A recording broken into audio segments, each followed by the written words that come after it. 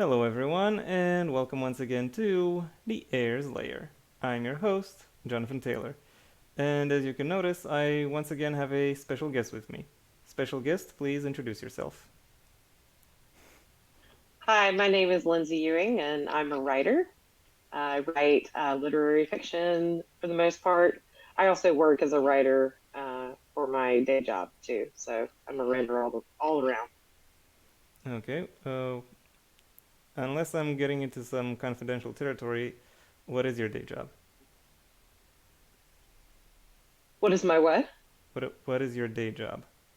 Oh, I'm a writer. I write product descriptions and do some editing and write basically for other people, other clients that contact me, some business curriculum and little things here and there. I basically help people say what they want to say better. So I write a lot of web copy. I help people edit their presentations and manuscripts and things like that. So I help people say what they want to say.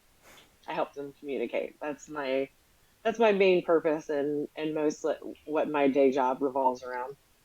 Okay, now, given I don't, uh, I should probably familiarize myself with the works of the people uh, I, I bring on here, because I have to confess I don't really know what it is you're writing about. As such, we might touch upon some controversial topics. Is there any It's particular okay. question or topic you want me to avoid over the course of this interview? No, not at all. Okay. Hit me with your best shot. I'm great. Uh, Next question. I'm gonna vary it up a little. For those of you who don't know, which is by now all of you because I never mentioned this yet, Linsey is the first guest I've sent the questions in advance to. So unlike me, she's had a little bit of prep time. Unlike other people, she's had a little bit of prep time. So I'm gonna. That's why I want to twist the formula a bit, specifically for her. Great. Um, Namely, I want to ask what your uh, current bibliography consists of. What have you? What have you written? What have you published? My first novel is called Variations on the Theme of Goodbye. It is self-published. I self-published it last January, so it's been out since January 2021. And it's available on Amazon as an ebook and paperback. I'm currently in the process of getting my cover done for my second novel, which is just called Luke. And it will be available sometime this year. Basically, as soon as I get the cover ready, it'll be available. But Goodbye is already out. It's it's a book about relationships. It has six different characters that are revolving around each other in various different ways, and each together and separately, they're all moving through the phases of life that we all do, where they're grieving certain things, but also making room for other new things too. And Luke is not unlike that, but it has a completely different premise. It's set in a different time period and a different city, and everything like that. So it's a completely it is also about relationships in a way, but it's more honed in on one particular relationship and almost a relationship that the character has with himself is really the most interesting kind of part of that book. So does that answer your question?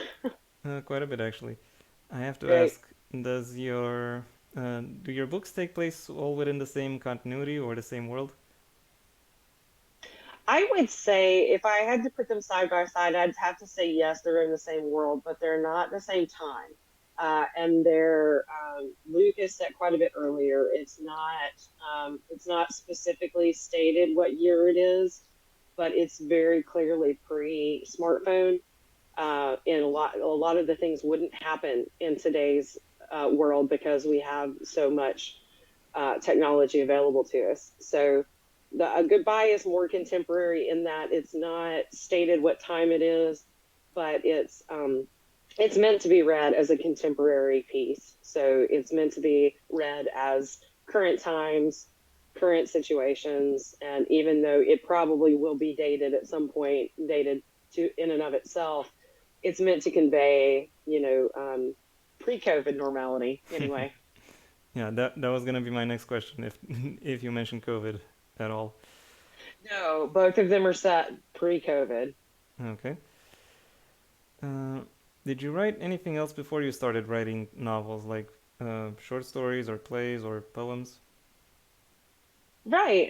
I've been writing everything since I was in middle school or high school, really, just kind of jotting things down. And one of my projects this year is to go through all of my old notebooks and see what I can find for usable content. Uh, and so that's going to be a fun project for me. So I've written a lot.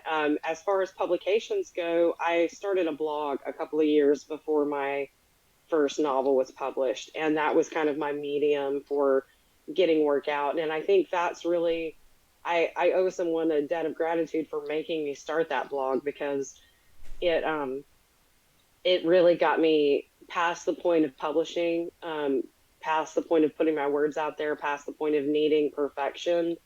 And so it's been a really great experience. And I still blog. I've taken August off, but typically I blog every Tuesday. You'd like to see that blog, but it's Lightwings Inc. LITEWINGS at or INK INK.com. Um, and so I tend to write about writing for the most part on that, and that's still kind of my outlet as far as the things I need to write about that are not in my novels and that are not part of the stories in my head that just need to come out. That Those earbuds are really fickle, aren't they? They tend to Yes. constantly slip, Yes. causing a little bit of mess on mine too. Hopefully, hopefully the Oh recording no, will be a I'm little bit sorry. cleaner. Okay. Next up, what inspires you to what inspires you when you write, or what inspires you to write the topics you're writing about? Hmm. I experience writing itself as a calling, so I feel very much moved to write on a daily basis, whether that's just my private thoughts or working on a project for someone else or working on my own fiction. But as far as what inspires me to write the novels, I feel almost, it sounds a little crazy, but it's a good image that I have all these imaginary friends that whisper their stories to me, and I can hear them in various volumes when I'm writing, so I can usually tell, okay, well, what's going to happen to this person, and I inflict my own drama on them to make a good story and see how they react. I like to push and poke on the characters and see what they're really made of and what they do in certain circumstances, and that's a lot of fun for me.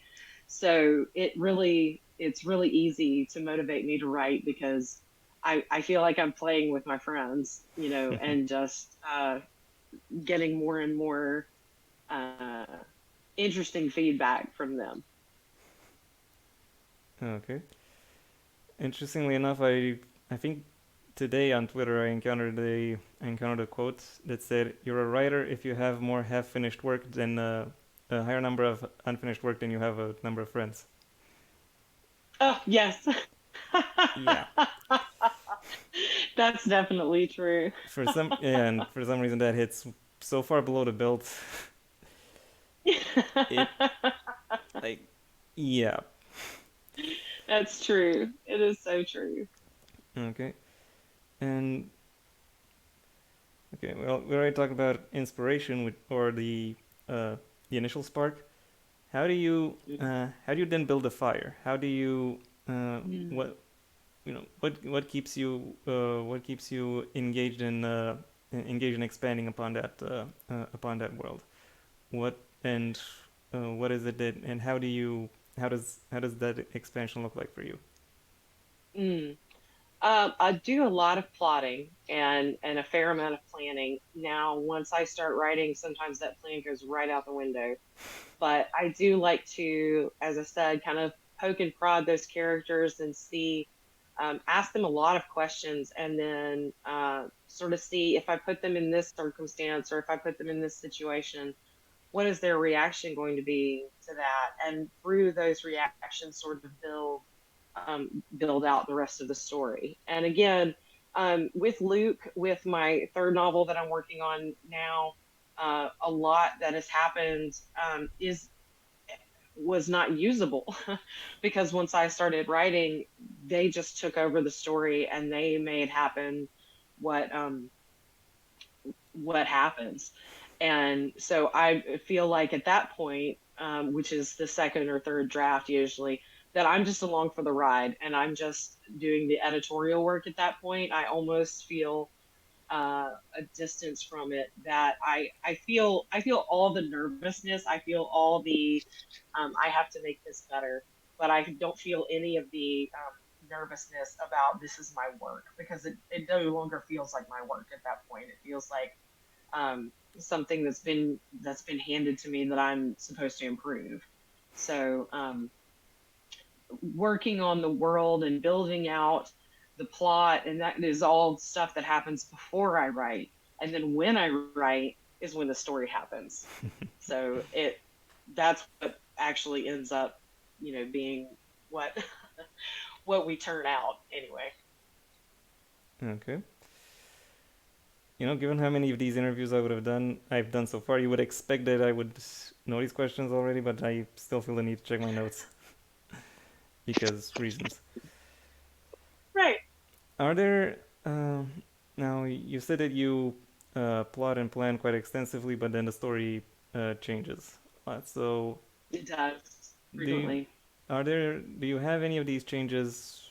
Uh, would what would you say is the most memorable change you've made? Well, in the second book, the one that's about to come out in Luke, it turns out I started with him, with the main character, and questions about him and what he wanted and where he was going in life, and that sort of thing. Just sort of get to know you questions. And then I was like, okay, so if I interrupt that process by introducing another person, what happens? And I spun that story out, and it was a good one, I think, and it may still be written, but that wasn't Luke's story, as it turned out. The person I introduced him to changed his life in a different way than what I anticipated. And so I have a completely different book from what I intended to write. And that happened the same thing this last November. I was participating in NaNoWriMo and decided to try my hand at some short stories.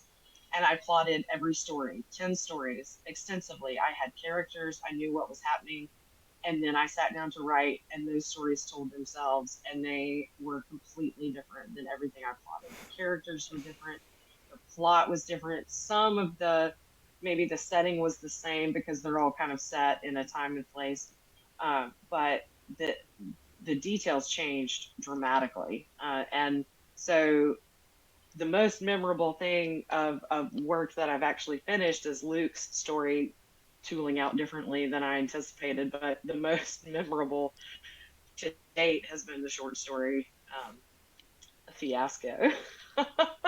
Okay. Mm-hmm. I'm trying to think about maybe if I should retool my my questions here because the questions I typically ask here are about changes. One about a subtraction and one about an addition. And I think it's safe to say we've had you've covered both of your answers. So Oh, thank you.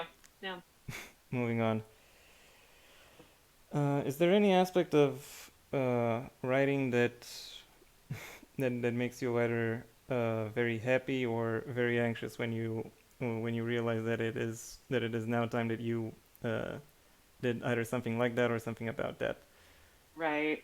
My favorite part is actually drafting, is when I'm free to write whatever's on my mind and my fingers fly across the keyboard or my pen across the page and I have no thought as to whether or not it's good or whether or not it's appropriate or anything like that. That's my favorite. I don't get to do it very often.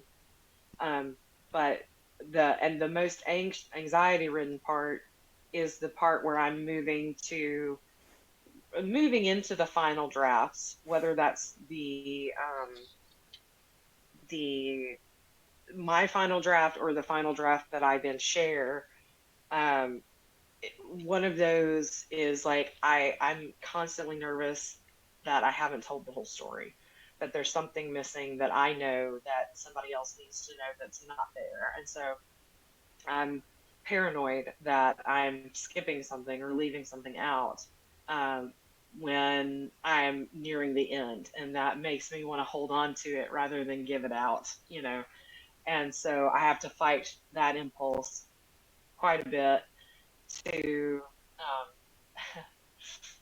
move past that anxiety and go ahead and share with one person. You know, even just one person can make a difference in where a manuscript goes from Okay. No, I think that's been the. I think that was the creative questions done. Now let's move into the publishing questions. there. Uh, are your books traditionally published, indie published, or self-published? Self-published. Okay. Um, the there I suppose I don't think KDP is considered an indie publisher, so I'm gonna go ahead and say self-published. um, they both were published by me, and it was an easy process, and I'm planning to do it until it becomes better to do something else. Okay. How do you decide when it's when something else is better? For me, I've kind of decided I listened to a self-published author talk about his journey from self-publication to traditional publishing, and I thought that sounded like a better journey than trying to start with traditional publishing. It just sounded more like me. It sounded more like what I want to do.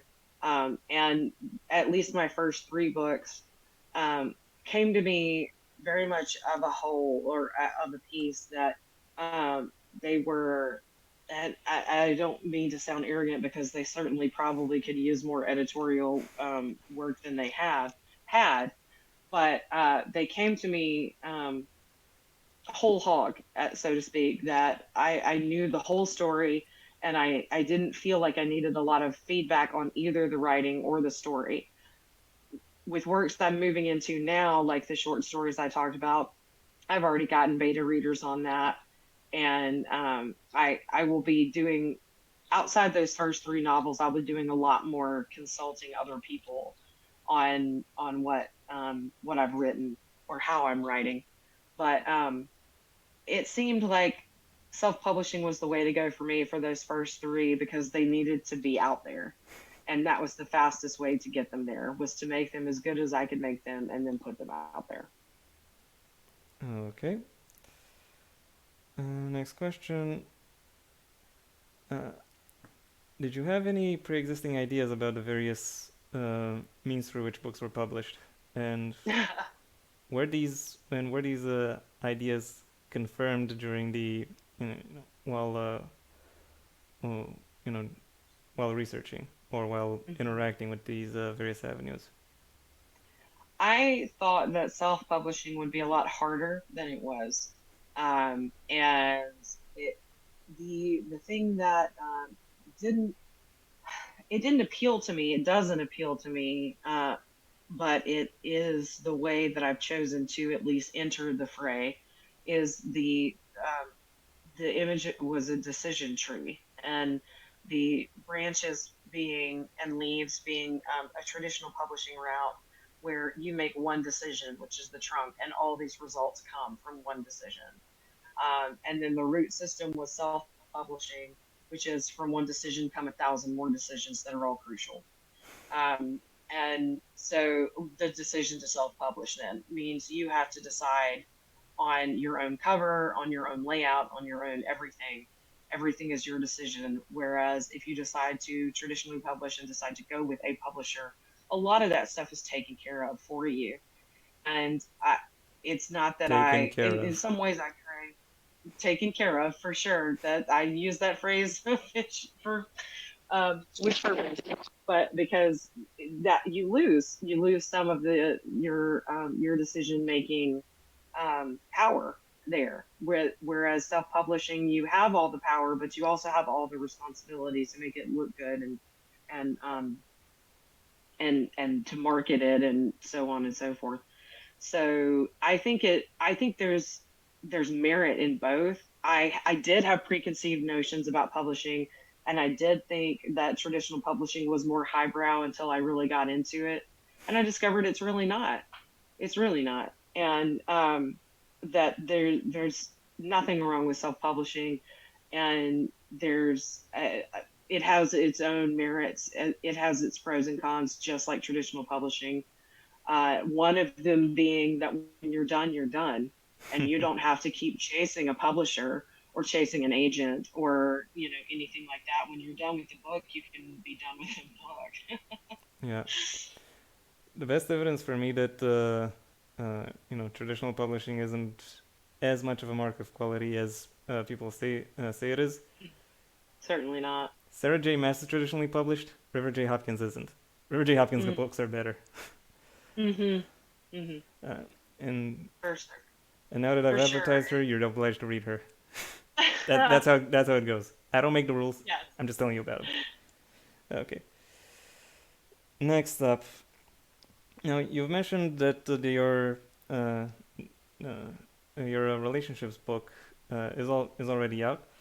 I have to ask, Yes. how was the initial reception uh, towards the book? Did you do, first of all, did you do the ARC thing? Did you send out advanced reading copies? I sent, in a way, yes, I sent it as an email attachment to some people, and to kind of see if it really to kind of see if it was done. And I got nothing but good feedback there. And then when I decided to publish it, I've gotten I decided to publish it and I've marketed it almost nil. So those people who have found it and who have read it, or who have found it because I wrote it and read it, I've gotten nothing but good feedback from them. Mostly, um, I hear that I'm very readable, or that Goodbye is very readable. That it's a quick read, it's a fast paced read, and a compelling read. It makes you want to keep reading, and that the characters are so relatable that you feel like you've known them your whole life. And that is high praise, I think, coming from anyone.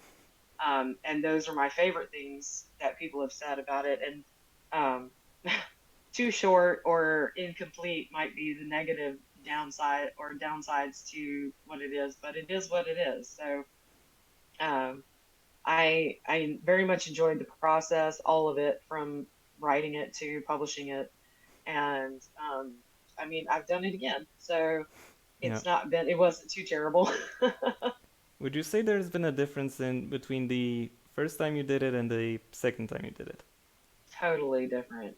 Not only do I have I have a shorter manuscript, and I did sort of the same process for the interior, the internal manuscript, as I did the first time, but I hired out a lot more this time around because I wanted it to um, look better and be better. So I'm having someone actually design it for me and put it together for me rather than uploading everything myself and trying to take care of all that. So I've decided that it's worth the initial investment to kind of do that uh, for the things that I'm not an expert in. And that's been, I don't know that I was in a place where I could even make that decision the first time. And this time around, it's just been, the goal has been to make the thing better. Okay. Uh, would you say anything's changed about uh, your? I think this was more or less the release process. Would you say anything is different about your uh, publishing process, or in any way your editing process, Right. or do you plan I on changing am going anything? to do Yeah, I'm going to do a launch this time for the second book, and so this is kind of part of my promo for the first book before I launch the second. And so I'm going to be a lot more intentional with launching it, with marketing it, and marketing both, and having a place to you know, to sell them myself or to market them myself, having a plan and that kind of thing. So it's been nothing but growth. So it's been a good process and a good learning experience too. Okay. Now, of all the questions you've answered so far, and there have been quite a few, is there any you would want me to answer?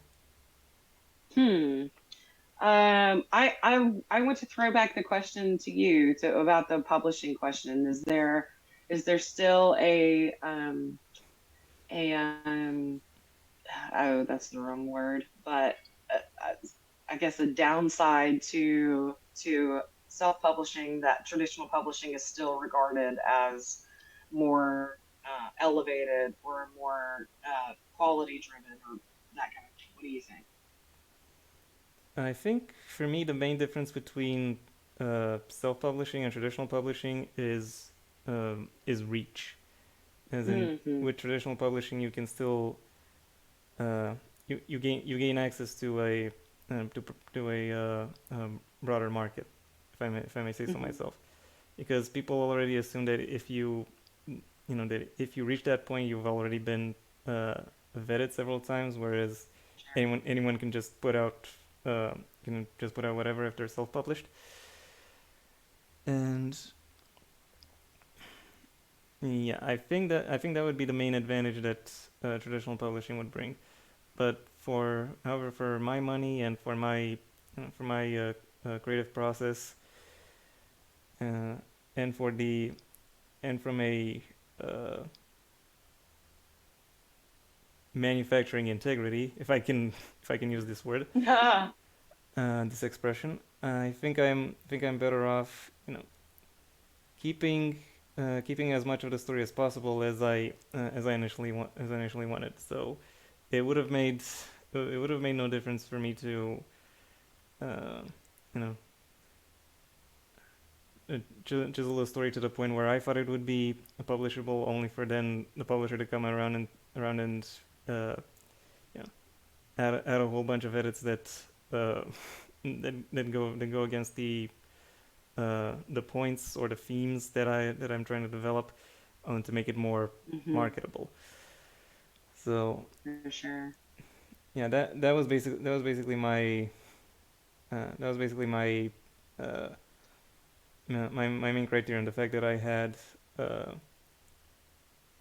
artistic autonomy, if I may say so myself, Mm-hmm. and also a little bit more management autonomy. The fact that I Mm-hmm. could choose when I wanted to publish, because I wanted to publish by the time by the time I turned 30, and given my interactions with the traditional publishing medium, yeah, it didn't exactly look plausible for a long time. So yeah, for those reasons, I've gone self. Mm-hmm. And yeah, The go ahead. oh, would you say, as far as for what you read or what you write, even, is it more character driven or plot driven? Do you think there's a benefit to one or the other, or do they just appeal to different readers?